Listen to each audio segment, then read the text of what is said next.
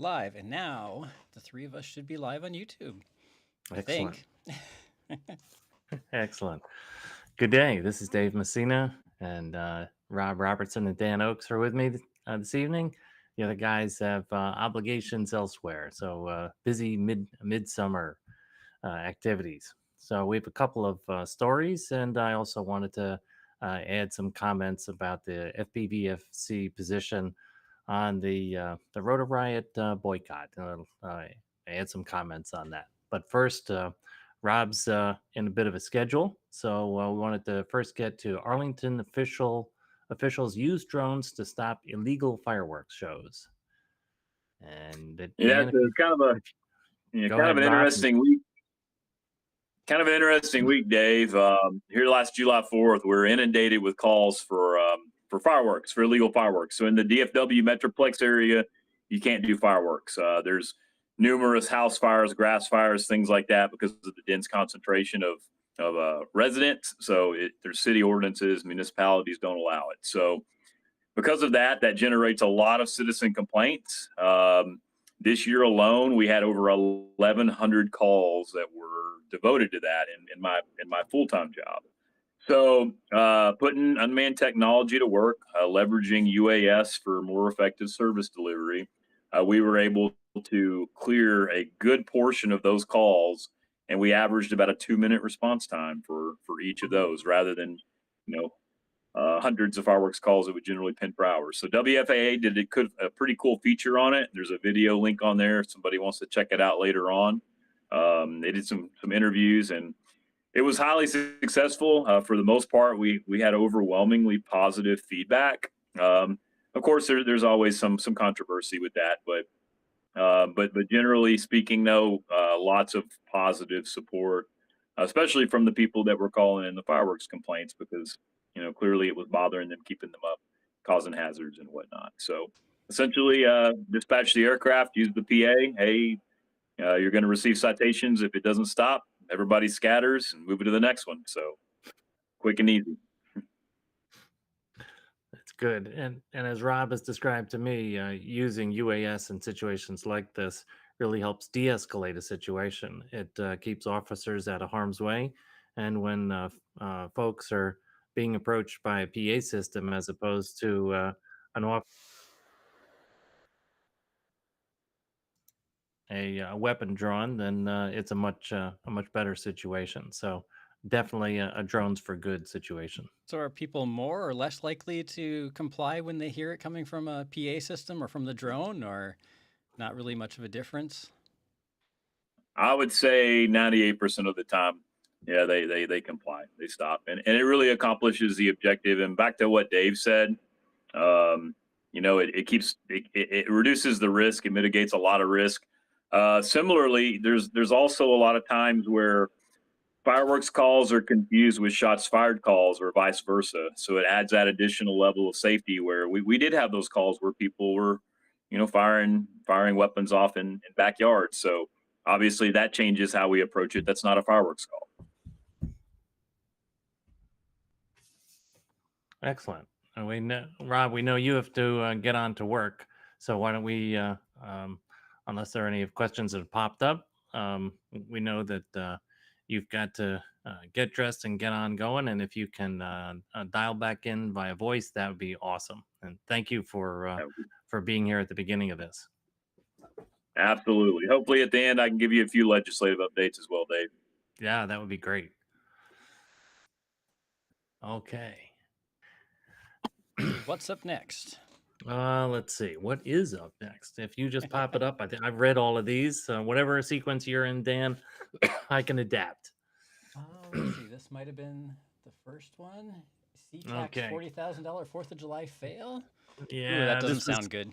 This one was, I read this article and it looked like a beautiful display, and a very professional company putting on a display out in SeaTac area over Angle Lake, and they lost 43 drones, and I felt bad because and they're trying to figure it out what happened.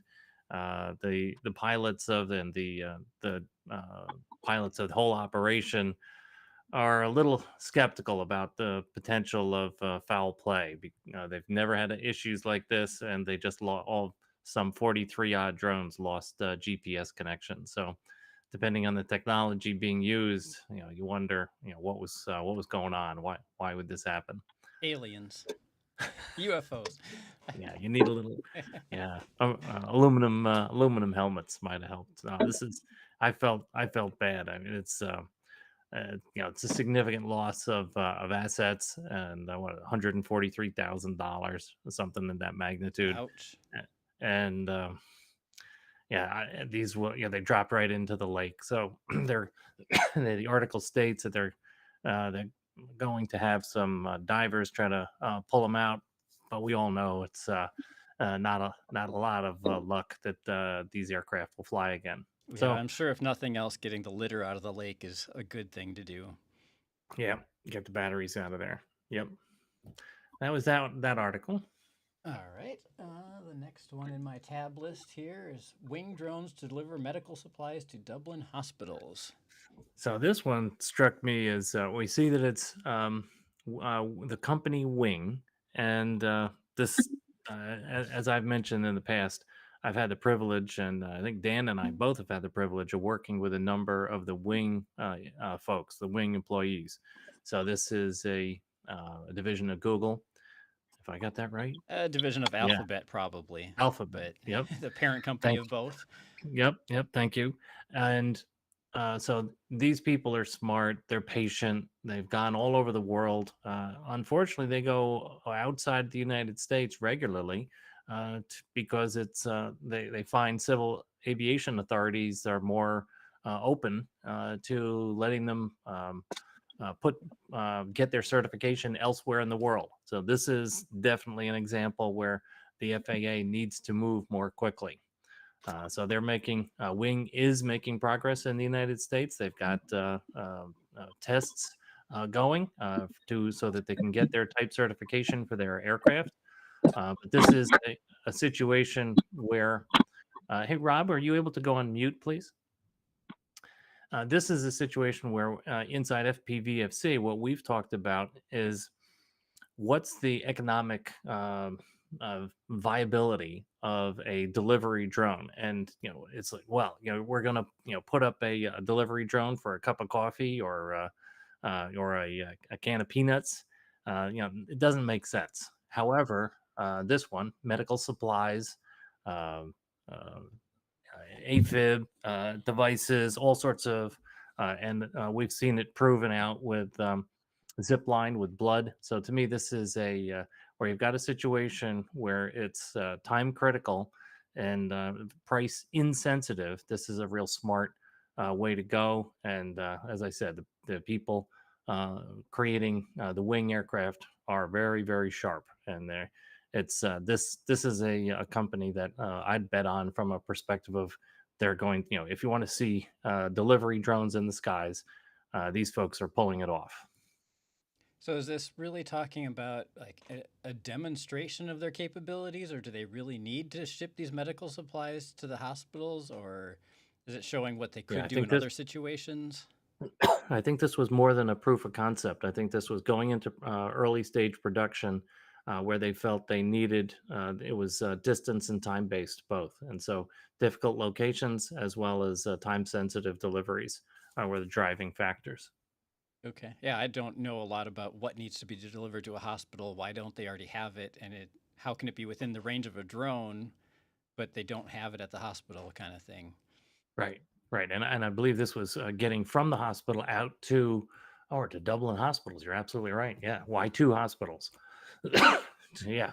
And I'm sure there are cases I don't know anything about. Like, I know I've heard things like maybe some hospital has anti-venom for certain snakes and another hospital nearby doesn't. And they need to get it to somebody quickly. And maybe the drone's the right way to do that. But yeah, it does seem a little strange. But the time sensitivity, I think, is the thing that tips it. And it's I set up a business to repair computers around the world, and it was little computers, little servers, and keeping warehouses of parts was a real trick because you have service level agreements where the customer wants the device back up inside 4 hours. So time all of a sudden becomes very critical. So setting up depots in the right locations so that you had enough time to work on the computer. And I would imagine that they're facing the same sort of thing. When you centralize storage of assets,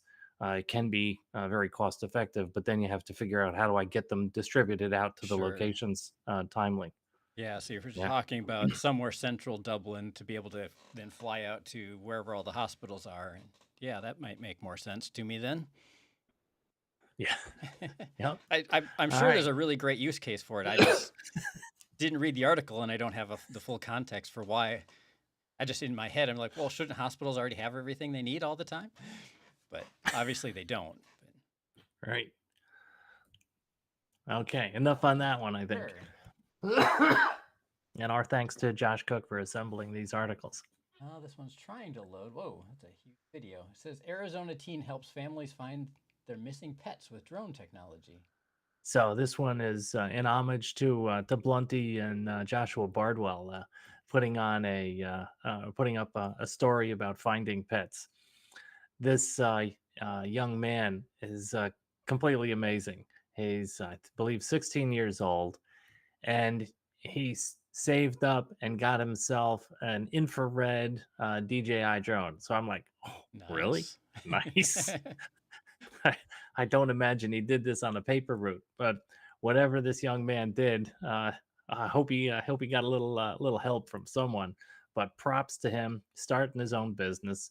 And he's talking to the reporter, and he says, "Well, I've volunteered for the." He wants he's volunteered to the local fire department, but he's too young at 16.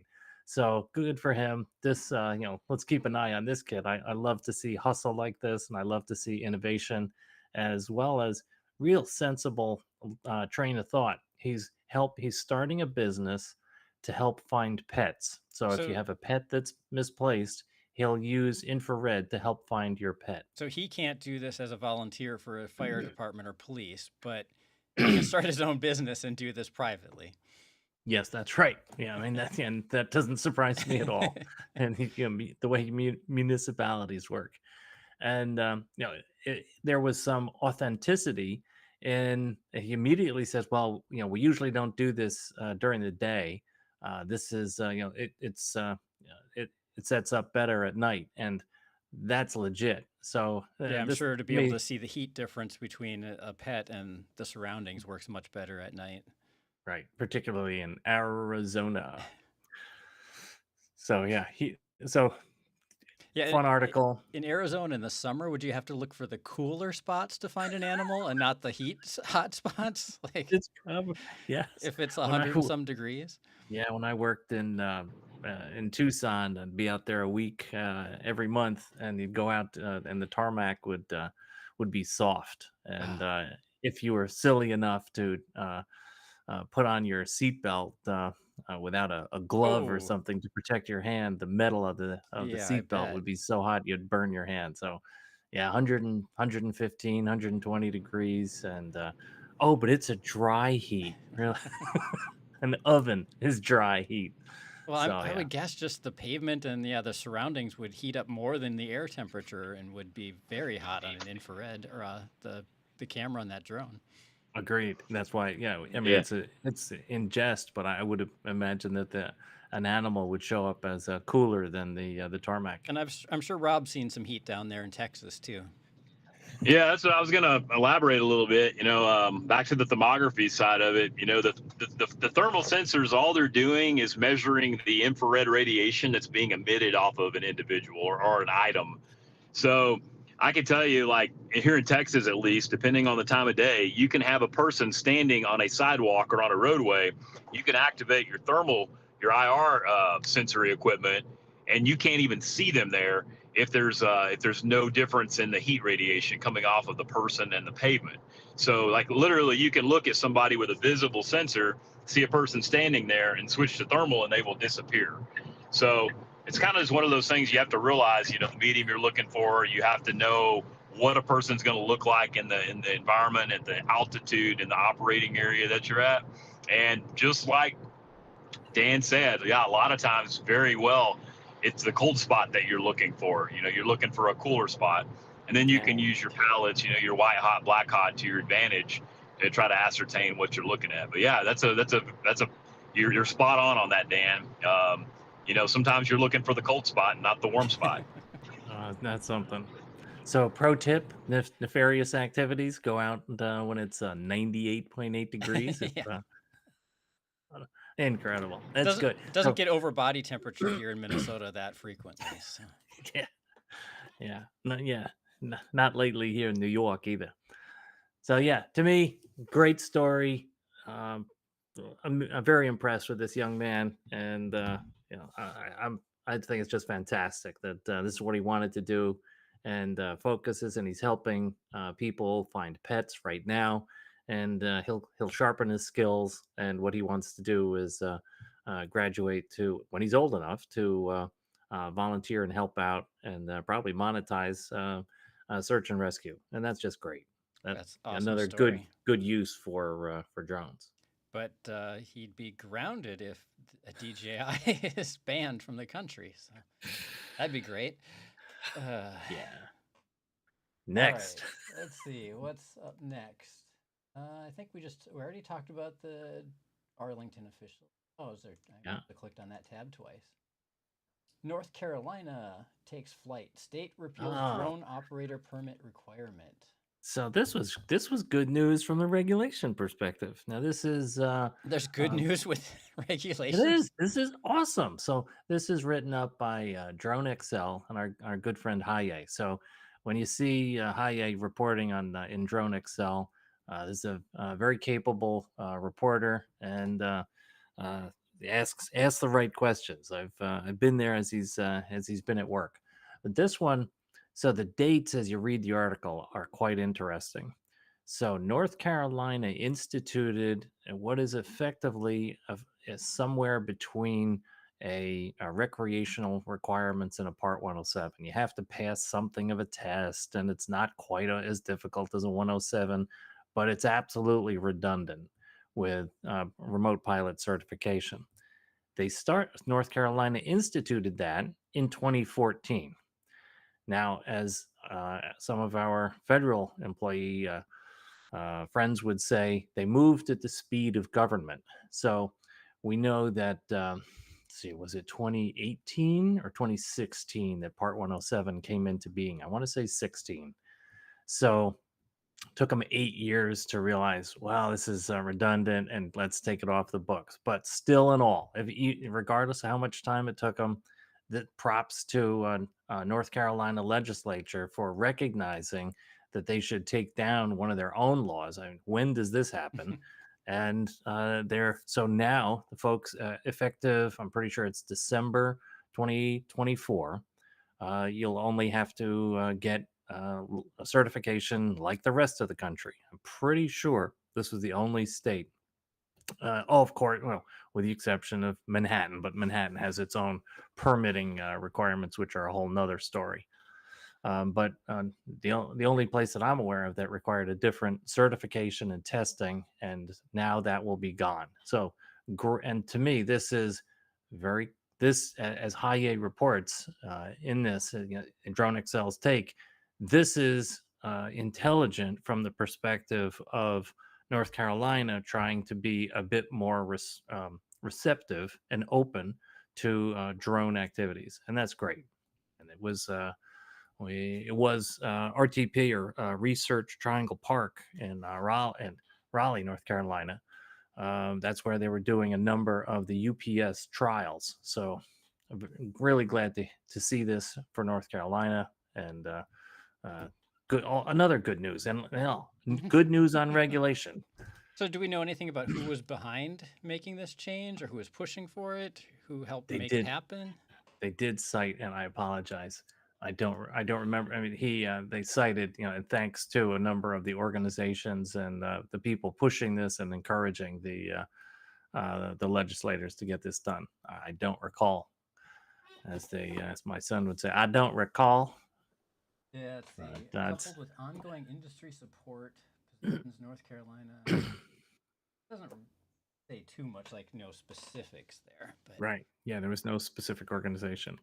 And yeah, well, I'll just keep my mouth shut. I was going to say something snarky, but I'll be good. all right, let's see. What I think we've got one more story here. The U.S. adds Okay. drone maker Autel Robotics to trade blacklist. Well, that doesn't sound like a. This is not a good, yeah, this is not a happy story. And now this is, okay. So, yeah, Drone U, I think. So this is interesting. So in a moment, I'm gonna talk about the boycott. And so we have to get straight on this. This describes an entity list, and so as you can see in the an entity list is a U.S. government compilation of foreign individuals, companies, and organizations deemed a national security concern, subjecting them to export restrictions and licensing requirements for certain technologies and goods. So this can go a number of different ways. So these restrictions can be, it's difficult for Autel to purchase components, and it's difficult for manufacturers to purchase Autel. It depends on which direction the entity list is going. It can be either way, but this adds licensing and bureaucracy. This is not a tariff. This is not a ban. So does it make life a pain in the neck for Autel? Yes, it does. Yeah. Does it make it a little more difficult for customers of Autel? Probably. But this is not a ban. And so, we have to be careful of sensationalism. And however, that said, if we scroll down just a little bit, unfortunately, here's a quote or from our less than favorite congressional representative, plural representatives, John Molinar, and who chairs the House Select Senate Committee, and of the on the Chinese Communist Party, and Elise Stefanik, names that we've been talking about for quite some We've time. heard her quite a bit in the whole "let's ban DJI" stuff. Yep. Precisely, and the wording on this says, quoting Representative Mulnare, there, following the advocacy of the Commerce Department, added malign Chinese controlled drone make. Give me a break. It's not English, and so this just goes off. So really unfortunate that we have two congressional representatives driving for more drone restrictions. So to me, the restriction that they put on Autel, DJI has been subject to this for some number of years, not a huge deal. However, it means that Autel is now in the sights of these two congressional representatives. Yeah, it kind of seems like to me that the first step down the road of trying to do what they've been doing to DJI the whole time. Right, Another, and this because is a Chinese company, it's bad. We're going to try to block them. exactly, and because this is a Chinese drone company, it's easy to couple them right next to DJI. Yeah. Are these all of our articles, Dan? Yeah, that looks like that's the last article that Josh prepared for us. Rob, are you at a place where you can provide any update from? Let's see. I think the latest is there was not a rider on the NDAA. Is that was that the latest? Correct. So the countering CCP language was not included in the Senate NDAA markup. So that's great news. We're still not in the clear, but we're closer than we were. So that's the Senate. That's the Senate markup. So that's the Senate version of the bill. So the House previously passed a bill that had anti-DJI stuff in it, right? So now Correct. the product of what passed the House and the markup coming out of the Senate has to pass the Senate. Then they go to conference, and that will be the next hurdle, which hopefully in conference during the reconciliation of the two bills to create a single agreed to bill hopefully the language gets thrown out of the House bill. Yeah, correct. So right now, if the NDAA goes to the floor or appropriations in the Senate, which is less likely, there's still a possibility that it could end up in the final, but it's really encouraging. So, back to Schoolhouse Rock. We rewind back to our government days.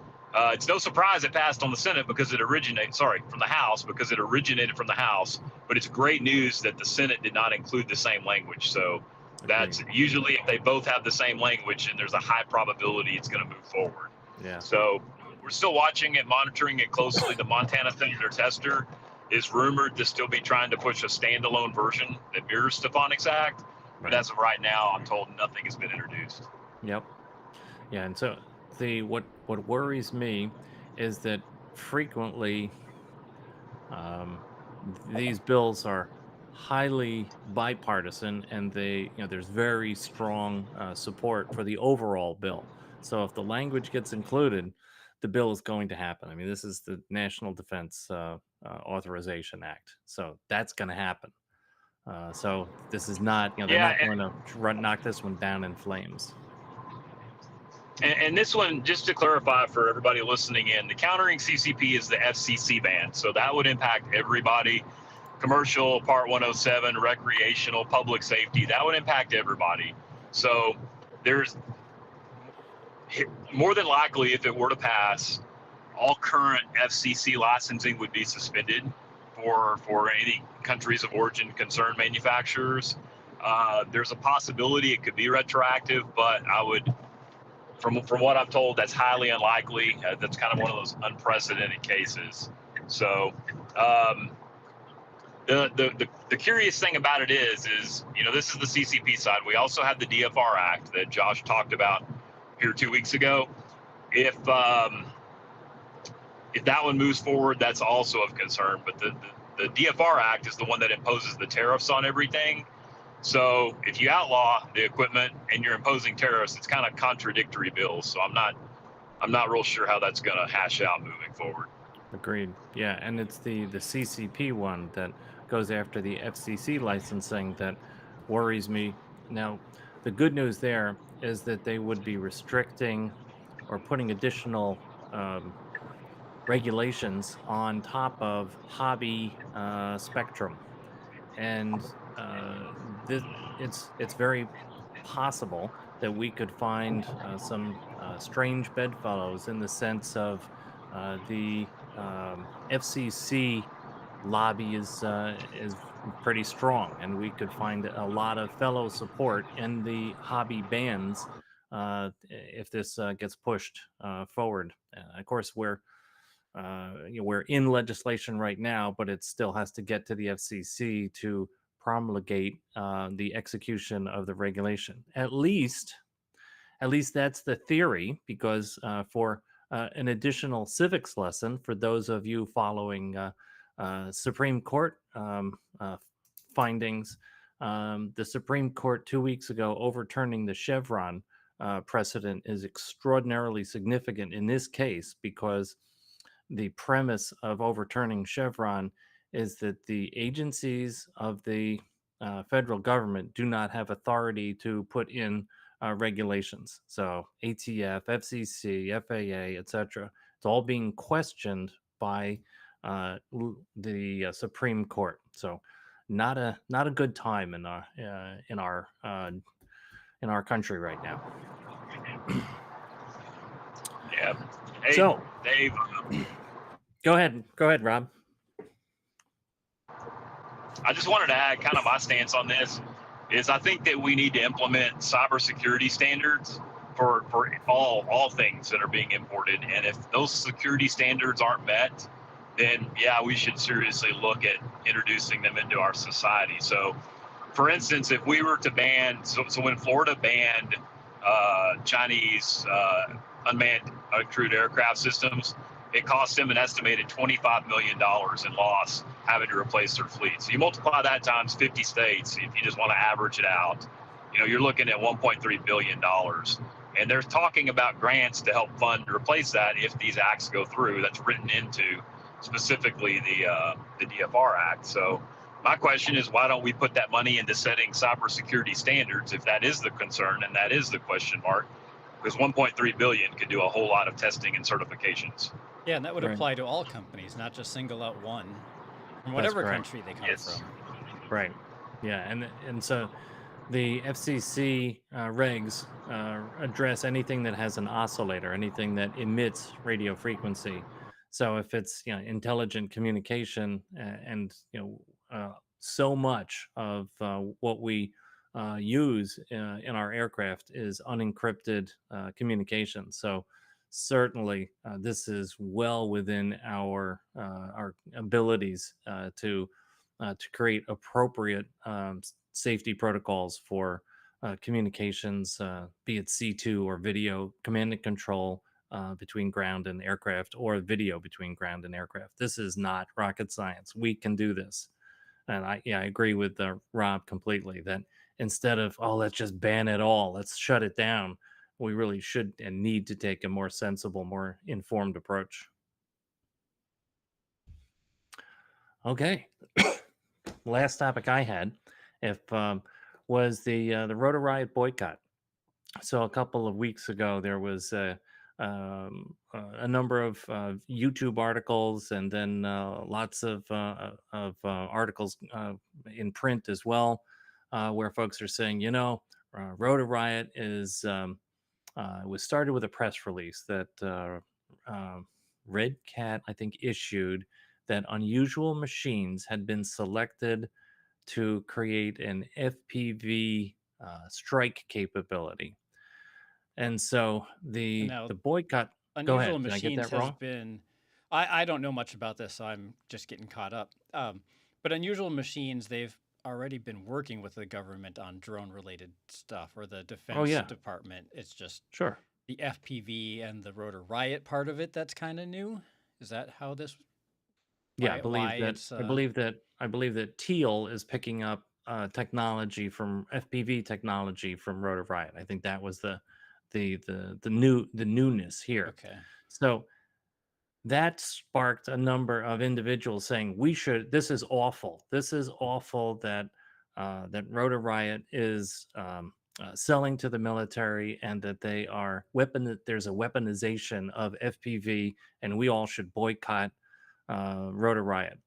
And so I've gone around the room to make sure that this is not, and so this is an opinion of FPVFC, and this is not only my view. I absolutely endorse this view that we don't agree with the boycott, and it's having spent close to 4 decades in global tech, I've worked with lots of different industries that were involved in war efforts. I was extraordinarily proud that our computers carried the codes to the nuclear arsenal, both here and abroad. I look at it as this is as an engineer. I have not served in the military or public service, so I look at it as my responsibility to do something to contribute to keep our military better prepared and safe. So I take a rather a different view that this is something that we should do. Now, we talked a little earlier about an entity list, and there's a thing called the denied party list in the U.S. government. And so some of the allegations were, well, Rotor Riot must be selling to the Russians, and that was just fabrication. And that I had to just say, oh my gosh. So if you're a company in the United States and you want to export product, there is a list of companies and countries that you cannot deal with. And if you try to, you are under criminal and civil violation. And that's the denied parties list. So anyone selling technology is very aware of the denied party list. Russia is on the denied party list. So no sensible company who is operating above the law is going to sell to Russia. And I know that Rotor Riot wouldn't consider that. So our view, the boycott is a bad idea. Um, the you know, there are so many companies, so many industries. So if you sell to, or if you work in the pharmaceutical industry, do you think that you sell to the military? You do. How about global tech? Absolutely. You know, how about commerce or logistics or transportation or aviation? I mean, because I was hard pressed to come up with food processing. I was hard pressed to come up with an industry that does not work with our United States military, the largest organization in the world. So, to me, an unfortunate situation. You know, granted, it got a lot of clicks because it was very negative. Our view, and I welcome today, or if folks want to comment back to us that they disagree, that's great. I honestly welcome a view that differs with ours. We took this one carefully, as we do with things like this. We went around the room and in our core team and came up with any a view striving for consensus, and I've tried to voice the consensus here. So I haven't followed along with this much or watched the videos. Do people also understand, or do they try to say, oh, well, we also boycott Lockheed Martin and Boeing because they make airplanes for the military? Do we boycott like all those companies? I don't I quite think understand. I think the view was that because this is Rotor Riot is a hobby company, that they are using the proceeds of a hobby to create weapons, and they drew a line there, and I was like, no, that's really not the way it works. It's no, no, so retail in our hobby has razor thin margins. So if you can figure out a way, so there's a practical aspect of it. So if you can find some other market for your same product, then you should do it, so you may continue to sell to the hobby, because it's not easy keeping in business selling recreational anything in small UAS. But I think that was the lament, Dan, is that there was a feeling that they had crossed the line. Yeah, wasn't it the company who makes goggles in Eastern Europe? Gosh, why can't I Yes. think of that name? All of a sudden, I don't have a pair of those. But didn't Alex use those? Yes, he did, and they have gone, I think, 100% military. Yeah, weren't they really And the working name, with the military? And I didn't see anybody, mhm, I yeah, don't it was know, no, complaining about that. yeah, no issue there. Yeah, yeah. Um, yeah, so is Red Cat like designing and developing new things for No, I think military they're. application, or are they really just selling parts and stuff that they've already existing, or a Oh, little I of think both? they're a lot of both. They are absolutely through Teal. They are. They've got some good, sizable contractors. They've grown in terms of staff by 10x, and they are adding FPV to the fleet of that it will be on offer to the, I would imagine, DoD. Okay, because clearly a lot of the same parts we use for hobbyists are being used in wars around the world, where they build an FPV drone. They use the same motors, the same flight controllers. There's all kinds of the radio equipment is all the same, and all of that stuff's being used. So Right. Yeah. Crossfire, like are people banning Crossfire because it's used to fly drones in military conflicts? I don't know. Yeah. Yeah. To me, this is, and so if you think about, well, how about, I mean, you've mentioned Crossfire. How about all of the other manufacturers of drones around the world? Are they used, as weapons? Yeah, probably. But as we highlighted this evening, they're also used for good and search and rescue and helping people. And I mean, this is a situation. What's the appropriate protection, or how do we try to make sure that we're doing work on the side of the angels? As a United States citizen, paying attention to the denied parties list is a good way to work. It's because then, and you can search on denied parties list and you say, "Ooh, yeah, I guess I'm not going to try to sell to Pakistan, Iran, North Korea, Russia." And selling to China, not so easy if you're in national security or telecommunications. Can be done, not so easy. So, and as I said, I welcome questions and comments and commentary. Both on our customer support email or right on YouTube or comments. So there's a couple of comments on YouTube. Morton Upshot said it was still poor judgment to announce Rotor Riot and Fat Shark. I'm not quite following. Yeah, I thought so I take Morton's point, and so and a couple of the folks said, they should not have put this in a press release, and I thought about that, and I'm like, no, wait a second, if someone they're all public companies. So Red Cat is public, Unusual Machines is public. So they all have to issue 10K, 10Q reports. They're extraordinarily detailed. So we would find out in March of every year what's happening at all of those companies. So when we found out that this was happening, would we then say, "Wow, they haven't talked about this. They must be trying to hide it"? It's like, so, were I in their seat, you're going to make it public, so why not announce it? Because you will have to disclose it because it's a publicly held company. Well, I'm guessing they try to announce it to help their stock price go up because they Oh, think more absolutely. people see it positive than negative. Absolutely. Morton was also jumping on the bandwagon of saying, well, of what you're not boycotting, things like he still buys Browning and Smith & Wesson. Like, obviously they make military make guns. Yeah.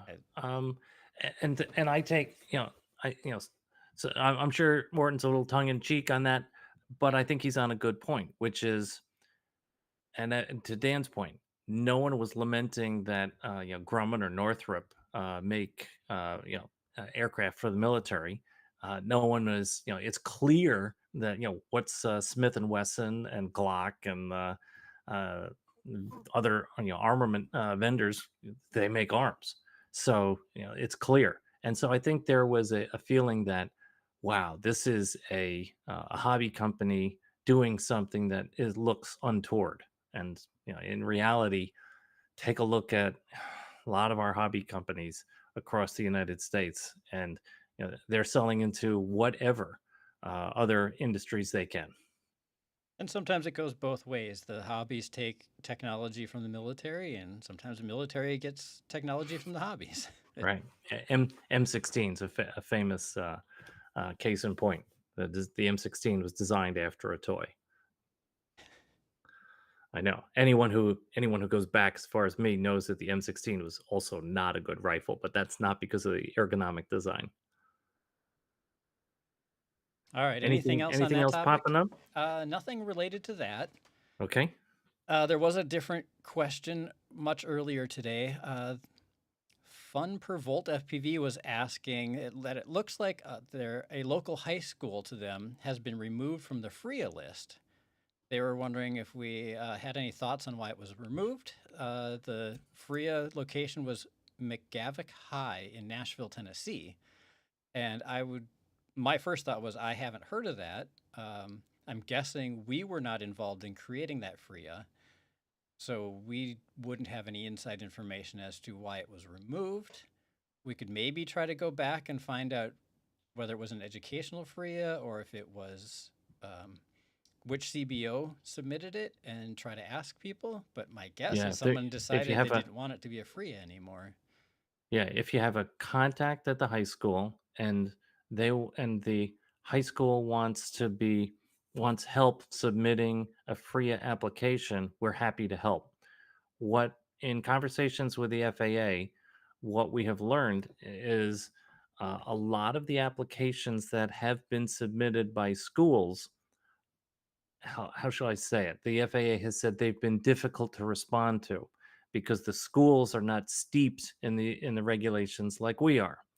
So we've helped a couple of schools, and it makes no difference to, if we get them a FRIA and they say these are the guidelines we're going to comply with. It's pick one of four, right? It's one of the four CBOs, and we help a high school, great, and they want to comply with STEM plus C safety guidelines, awesome.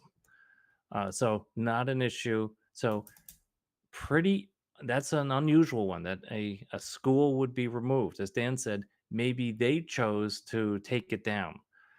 But if you know someone at the high school, and if they would like help, we're happy to help them reapply for a FRIA and talk through what happened with the FAA.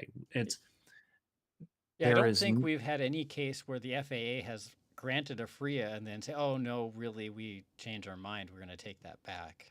Yeah, we've had none of those, and this is what, I think we're at a couple hundred. So it's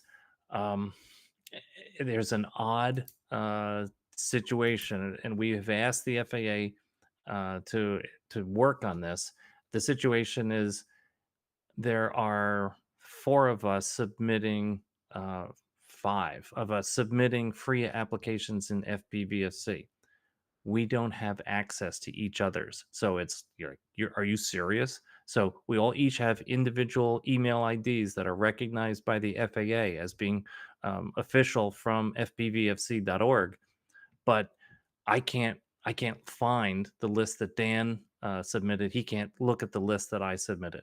So that does get tricky. That when we aren't keeping a list of, this is the total list that we've submitted, so we know, but we can't check status in terms of where an application is in the application process. So like I say, if someone from McGavick High wants to get in touch with us, we're happy to help, and also help figure out what happened. Good question. I think that's all we've got in the YouTube chat for tonight. All right. Okay. And Morton, thanks for the questions. Appreciate it. And I look forward to any comments. And we'll be back in 2 weeks. I'm hopeful that Josh will be with us. He's on the road, and the rest of the gang is also busy. Dan, thank you so much for being with us. Sure. Rob, thank you so much. And we know you're on your way to work, so thank you so much for joining us before you had to take off and during your commute. We really appreciate it. And we will see everyone in 2 weeks. Thank you, and have a good day.